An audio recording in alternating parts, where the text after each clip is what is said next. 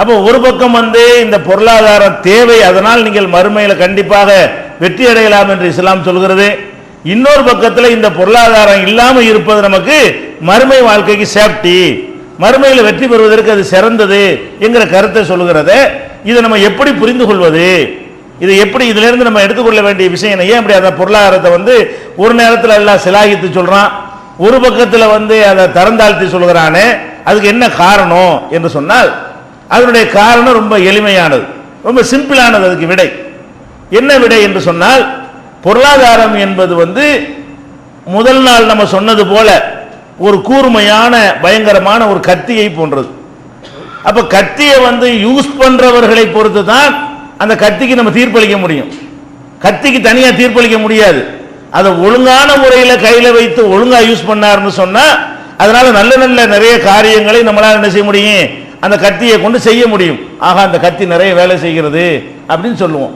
அதே நேரத்தில் கத்தியை எடுத்துக்கொண்டு வேற மாதிரியான தப்பான காரியங்களுக்கு அதை ஒருத்தன் பயன்படுத்துவானேயானால் அப்ப நம்ம என்ன செய்வோம், இந்த கத்திய சரியில்லை, ஏன்னா கத்தி வச்சு தெரியுறீங்க அப்படின்னு நம்ம கேட்போம். அப்ப இந்த அடிப்படையில் தான் பொருளாதாரம் என்பது அதை சரியான முறையில் நம்ம கையாண்டோமையானால் அது நம்மளை எங்கே சொர்க்கத்தில் கொண்டே சேர்த்துறோம். அதை தவறான முறையில் கையாண்டோமையானால் அதை விட இல்லாமல் இருக்கிறது நல்லது.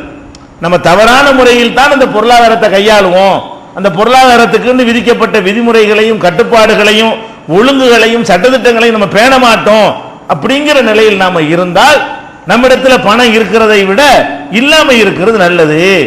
இதை திருக்குர்ஆன்லையும் ஹதீஸ்லையும் தேடி பார்க்கும் பொழுது இந்த கருத்தை அல்லாஹ் இணைத்து இணைத்து சொல்ற காட்சியை பார்க்கலாம். எப்படி சொல்றான் அல்லாஹ்னு கேட்டா, யா அய்யுஹல்லதீன ஆமனு, நம்பிக்கை கொண்டவர்களே, லா துல்ஹிக்கும் அம்வாலுக்கும் வலா அவுலாதுக்கும் அன் திக்ரில்லாஹ்.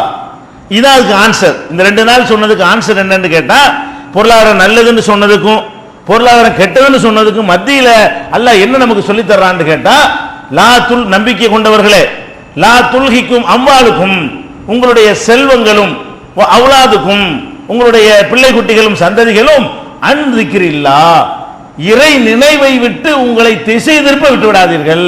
இதான் மேட்டர். உங்கள்ட்ட காசை வச்சுக்கிறங்க, இறை நினைவை விட்டு திசை திருப்புன்னு வைங்க. அதுக்கு தான் இந்த எச்சரிக்கைலாம். எந்த எச்சரிக்கை? காசு வச்சிருந்தா பயங்கரமான விளைவு ஏற்படும் சொன்னிச்ச அந்த எச்சரிக்கையெல்லாம் யாருக்கு என்று கேட்டால், அல்லாஹ்வுடைய நினைவை விட்டு திசை திருப்பி விடுமையானால் அவங்களுக்கு அந்த நிலைமை.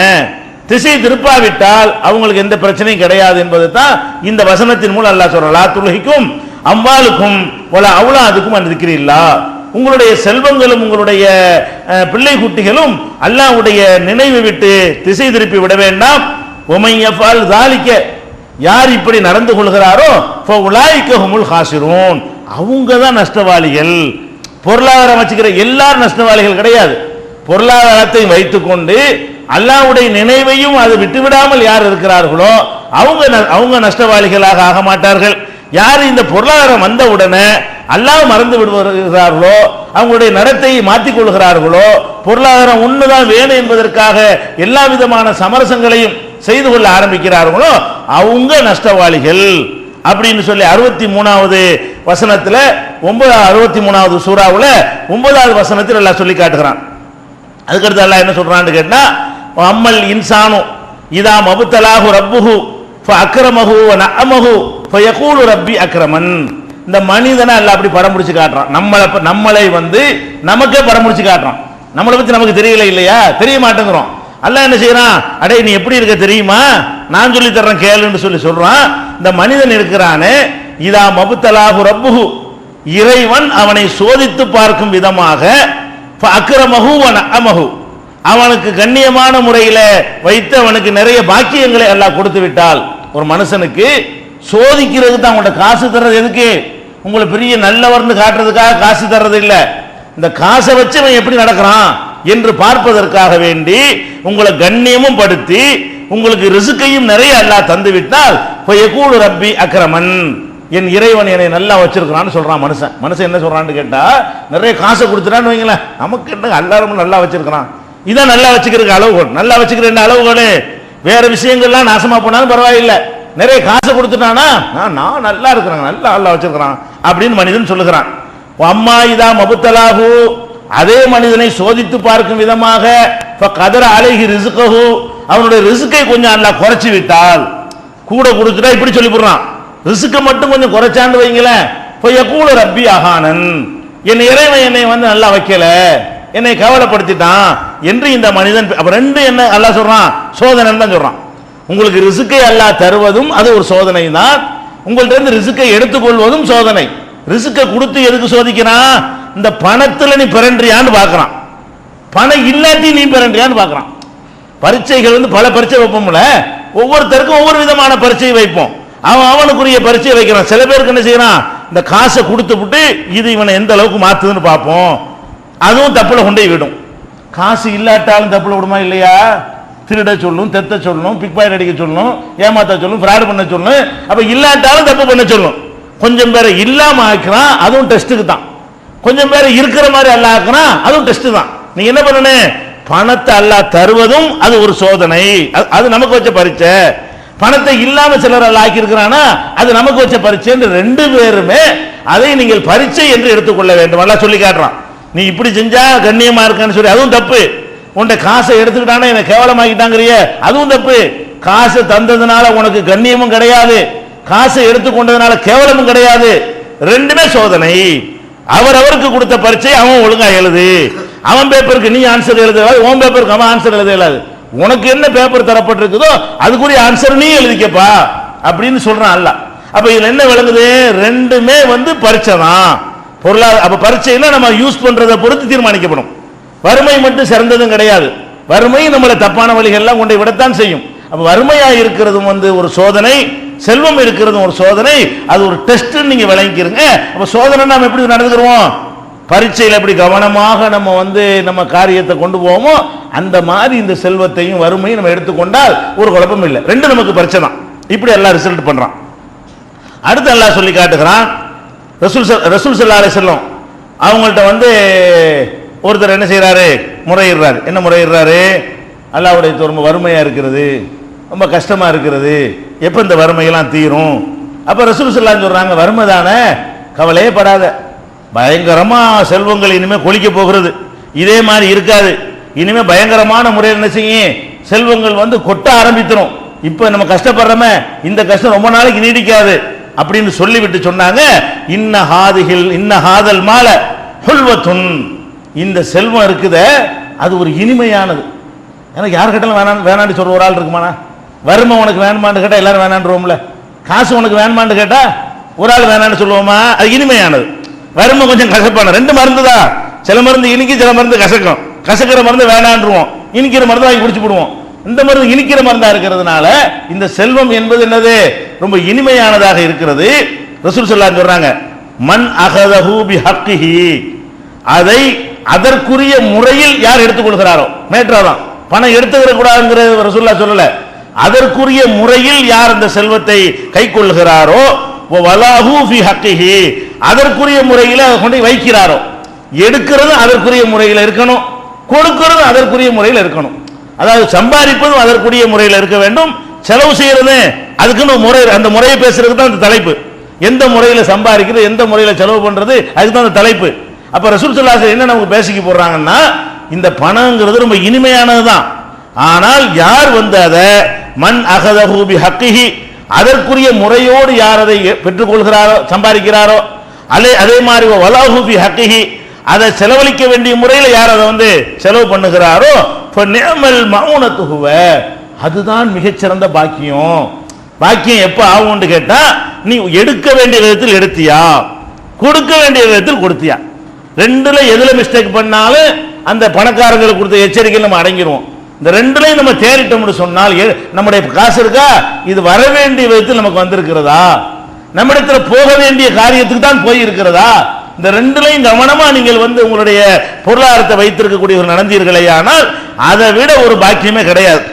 அதே நேரத்தில் ஒமன் அகதஹு பி கைரி ஹக்கிஹி, இந்த காசு பணம் வருதுங்கிறதுக்காக அதற்குரிய முறை தவறி ஒருவன் எடுத்துக்கொள்வானேயானால், காண கல்லதி யகுலு வலா யஷ்பு, சாப்பிட்டு விட்டு வயிறு நிறையாவிட்டால் எப்படி இருக்கு, அந்த மாதிரி உள்ளவன் இவன். சாப்பிட்றது எதுக்கு, வயிறு நிறையிறதுக்கு. நல்லா சாப்பிட்டா வயிறு நிறையல, இவன் எப்படிப்பட்டவன், அந்த மாதிரி நிலையில் நீங்க ஆயிடுறீங்க. இந்த பணம் என்பதை உரிய முறைப்படி எடுத்தால் பெரிய பாக்கியம் அமைஞ்சிருக்கு, நீங்க உரிய முறையில் எடுக்காம மோசடி செய்து ஏமாற்றி கலப்படம் செய்து மார்க்கம் தடை செய்திருக்கக்கூடிய வகையில் அந்த பொருளாதாரத்தை நீங்கள் பெற்றிருந்தீர்களே, ஆனால் பொருளாதாரம் உங்கள்கிட்ட இருக்கிற மாதிரி தெரியும், அது சாப்பிட்டு வயிறு நிறையாத மாதிரி உள்ள நிலைக்கு நீங்கள் வந்துருவீங்க. அதனால உங்களுக்கு பயன் இல்லை, யூஸ்லெஸ். அந்த பணம் உங்கள்கிட்ட இருக்கிறதுனால மறுமையில் உங்களுக்கு எந்த ஒரு பயனையும் தராது. இதே மாதிரி ரசூல் ஸல்லல்லாஹு அலைஹி வஸல்லம் சொல்றாங்க. இன்னொரு அறிவிப்புல என்ன சொல்றாங்கன்னு கேட்டா, இந்த பணம் என்பது, இந்த செல்வம் என்பது, காசு என்பது ரொம்ப இனிமையானது. யார் ஒருத்தர் அதை மிஸ்கீன்களுக்கும் ஏழைகளுக்கும் அனாதைகளுக்கும் வழிப்போக்கர்களுக்கும் கொடுத்து கொண்டிருக்கிறானோ அது பெரிய பாக்கியம் என்று ரசூல் ஸல்லல்லாஹு அலைஹி வஸல்லம் சொன்னதாக இன்னொரு அறிவிப்புல காணப்படுகிறது. இது புகாரியில 6427வது ஹதீஸ், 1465வது ஹதீஸ், 2842வது ஹதீஸ். இதுல எல்லாம் என்ன சொல்லப்படுதுன்னா, பணத்தை டோட்டலாவும் இதுல குறை சொல்லல, டோட்டலாவும் நல்லதுன்னு பிரிச்சு சொல்லப்படுது. இதுவரைக்கும் சொன்னது ஒரு பக்கம் நல்லதுன்னே சொல்லப்பட்டது, ஒரு பக்கம் கெட்டதுன்னே சொல்லப்பட்ட வசனங்களை பார்த்தோம். இப்ப சொல்ற வசனம்லாம் எப்படி இருக்கும்னு கேட்டா, அதை யூஸ் பண்றதை பொறுத்து மாறும். நல்ல விதத்தில் நீ பயன்படுத்தி கொண்டால் நல்லது, கெட்ட விதத்தில் பயன்படுத்தி கொண்டால் கெட்டது. அப்படித்தான் இந்த பொருளாதாரமே தவிர அது கத்தி மாதிரி தான். அப்ப யூஸ் பண்றதை பொறுத்து தான் அதுக்கு தீர்ப்பு இருக்குமே தவிர அது தனியாக அதுக்கு தீர்ப்பு கிடையாது. செல்வத்துக்குன்னு என்ன இல்லை, தனியாக அதுக்கு தீர்ப்பு சொல்ல முடியாது. அதை வச்சுக்கிறவங்க எப்படி அதை பயன்படுத்துறான் என்று ரசூல் ஸல்லல்லாஹு அலைஹி வஸல்லம் அவர்களுடைய ஹதீஸ்கள்ல நம்ம எடுத்துக்கிறோம். அதே மாதிரி இன்னொரு இடத்துல எல்லாம் சொல்லி காட்டுகிறான். ஒய்தா ரசூல் ஸல்லல்லாஹு அலைஹி வஸல்லம் அவங்க ஆரம்ப காலத்தில் மதீனாவுல இருக்கும் பொழுது திடீர்னு வியாபார கூட்டம் வந்துடும், வியாபார சந்தை. இந்த காலத்தில் சந்தையை தேடி நம்ம போகணும், பொருளாதாரத்தை தேடி ஓடிக்கிட்டு இருக்கணும். அந்த காலத்தில் எப்படின்னு கேட்டால் கடத்தருவுலாம் கிடையாது. கடத்தருவு இருக்கும், வாரத்தில் ஒரு நாள் தான் கூடும். அன்னைக்கு தான் தேவையானது வாங்கி வச்சுக்கிடுவாங்க. பஜார்லாம் இருக்காது, டெய்லி லைட்டு போட்டு வேணுங்கிற நேரத்தில் வேணுங்கிற வாங்கிக்கிற மாதிரியான ஏற்பாடுகள்லாம் அப்போ கிடையாது. அப்போ சந்தை இருக்கும். சில நேரங்களில் வெளியூர்கள்லேருந்து வியாபார கூட்டம் வந்துடும். வந்தால் 2 நாள் 3 நாளைக்கு அந்த ஊரில் முகாம் போடுவாங்க. அந்த 2 நாளைக்குள்ளே வாங்கினா தான் ஜாமான்லாம் கிடைக்கும். அவன் போயிட்டானா அடுத்து 3 மாதம் கழிச்சு வருவானா 6 மாதம் கழிச்சு வருவானான்னு தெரியாது. பேரிச்சம்பழம் மட்டும் தான் அங்கே உற்பத்தி ஆகும். வேற வேற பொருள்கள்லாம் வர்றதான்னு என்ன செய்வாங்க, அங்கங்கேருந்து வெளியூர்கள்லேருந்து சரக்குகள் வந்திருக்கும். ரசூல் ஸல்லல்லாஹு அலைஹி வஸல்லம் ஜும்மாவில் இருந்துகிட்டு இருக்கிறாங்க, தொழுகையில் இருக்கும் பொழுது வியாபார கூட்டம் வந்துருச்சு. விட்டுட்டு ஓடி போச்சு எல்லாரும், சஹாபாக்கெல்லாம். ஏன் விட்டுட்டு போனாங்க, வேற கிடைக்காது. அன்னைக்கு அவன் டேரா கிளப்பிட்டு போயிட்டான்னு சொன்னா அடுத்து 3 மாசம் வரைக்கும் ஜாமான் கிடைக்காது. அவன் கணக்கு பண்றாங்க, தொழுகை முக்கியமா அந்த பொருள் முக்கியமா, 3 மாசம் வாழணுமே 6 மாசம் வாழணுமே அப்படின்னு சொல்லிட்டு எந்த அளவுக்கு ஆயிடுச்சுன்னு சொன்னா எல்லாம் விட்டுட்டு 17 பேர் தான் அங்க இருந்திருக்கிறாங்க. எல்லாரும் ஓடி போயிட்டாங்க. ஒட்டுமொத்த சஹாபாக்கள் நினைச்சிட்டாங்க ஜும்மாவுல ரசூலுல்லாஹ் விட்டுவிட்டு எல்லாரும் ஓடி போயிட்டாங்க. அதுக்கு அல்லாஹ் சொல்லி காட்டுறான், ஒய்தாராவு திஜாரத்தன், ஒரு வியாபார கூட்டம் வந்து விட்டதை அவர்கள் பார்த்து விட்டால், அவுல் அஹ்வன் ஒரு கேளிக்கையை பார்த்து விட்டார்களே ஆனால், இன்ஃபல்லு இலைஹா அதை நோக்கி ஓடி விடுகிறார்கள். ஓ தரக்கூக்க காயுமா, உன்னை மட்டும் நிப்பாட்டி விட்டு போயிடுறாங்க, நீ மட்டும் நிக்கிற, எல்லாரும் ஓடி போயிடுறாங்க அப்படின்னு அல்லாஹ் சொல்றான். சொல்லிவிட்டு இதுல என்ன மேட்டர்னு கேட்டா, குல் மா இந்தல்லாஹி ஹைருன் மினல்லாஹி வ மினத் திஜாரா, இந்த வியாபாரத்தை விட அல்லாஹ்ட்ட உள்ளது இதை விளங்கிக்கிறங்க, அது தேவைதான், அதை விட இது சிறந்ததுன்னு நினைக்கணும். பொருளாதாரம் சிறந்தது தான், பொருளாதாரத்தை விட எது சிறந்தது, அல்லாஹ்விடத்தில் இருக்கக்கூடிய சிறந்தது.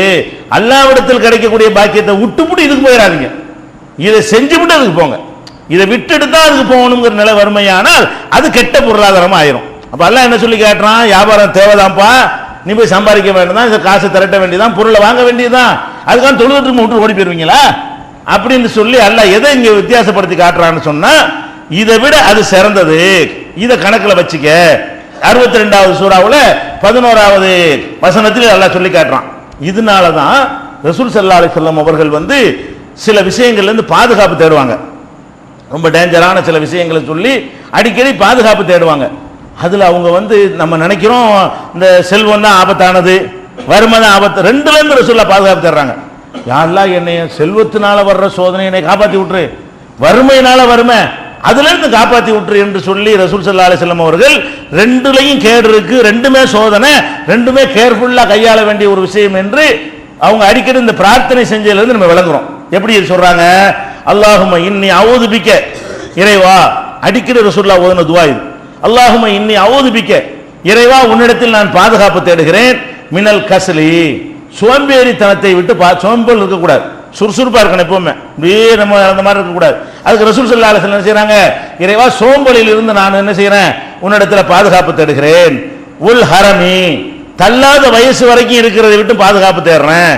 இருந்தா பாரமா இருக்கக்கூடாது, அதுக்காக செத்து போயிடக்கூடாது, தற்கொலை செய்யறதுக்கு மார்க்க தடை இருக்குது, அல்லாட்ட போட்ட வேண்டியதான். தள்ளாத வயசுல தானே இருக்கு, நம்ம மலைஜலம் கழிக்க நமக்கு சுத்தப்படுத்த முடியாது, எப்படா இவன் சாவான்னு நம்ம பிள்ளைங்களே என்ன செய்வாங்க நினைக்கிற அளவுக்கு நிலைமை உண்டாகி போயிடும். அதுக்காக ரசூல் ஸல்லல்லாஹு என்ன பண்றாங்க, ஹரம் வேணாம், தள்ளாத வயசுல இருந்து என்ன செய்யறேன், அதை விட்டு நான் உன்னிடத்தில் பாதுகாப்பு தேடுகிறேன்.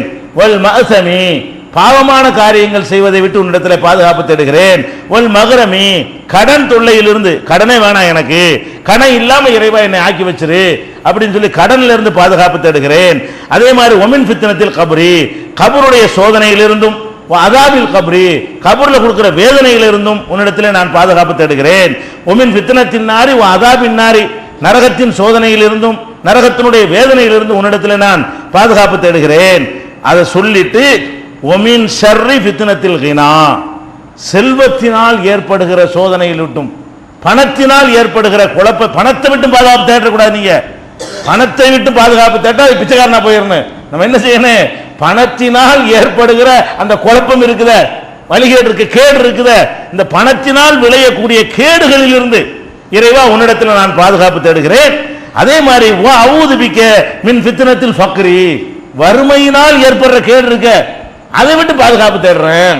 செல்வத்தினாலையும் கேடு ஏற்படுது, வறுமையினாலையும் கேடு ஏற்படுது. இந்த கேட்டிலிருந்து தான் விலகணுமே தவிர அந்த ரெண்டுல எந்த பரீட்சை எல்லாம் நமக்கு வச்சாலும் ஏத்துக்கிற வேண்டியதான். இந்த பரீட்சையை வச்சாலும் ஏத்துக்கிற வேண்டியதான், அந்த பரீட்சையை வச்சாலும் ஏத்துக்கிற வேண்டியதான். ரெண்டுல இருந்து ரசூல் ஸல்லல்லாஹு அலைஹி வஸல்லம் அவர்கள் பாதுகாப்பு தேடினார்கள் என்பதையும், இது புகாரியில 6368, 6375, 6376, 6377 இந்த வசனங்கள், இந்த ஹதீஸ்கள் எல்லாம் நீங்க பார்க்கலாம். அப்ப இதுவரைக்கும் உள்ளதுல சாராம்சம் என்னவென்று சொன்னால், பொருளாதாரத்தை பொறுத்த வரைக்கும் அதிலேயே மூழ்கி கிடக்குவதையும் இஸ்லாம் கண்டிக்கிறது. பொருளாதாரம் இல்லாம இருந்துகிட்ட செய்யற தப்புகளை விட்டும் அதையும் இஸ்லாம் கண்டிக்கிறது. நமக்கு என்ன சொல்லுகிறது, உனக்கு செல்வத்தை தந்தாலும் சரி, வறுமையை தந்தாலும் சரி, ரெண்டுமே உனக்கு ஒரு பரீட்சை. அந்த எல்லையில நின்று கொண்டு அந்த பரீட்சைக்கு தகுந்த மாதிரி உன்னுடைய ரிசல்ட்டை விடையினை அமைத்துக் கொள்ள வேண்டும். இதுதான் இஸ்லாமுடைய பொருளாதாரத்தினுடைய அடிப்படையான கொள்கை.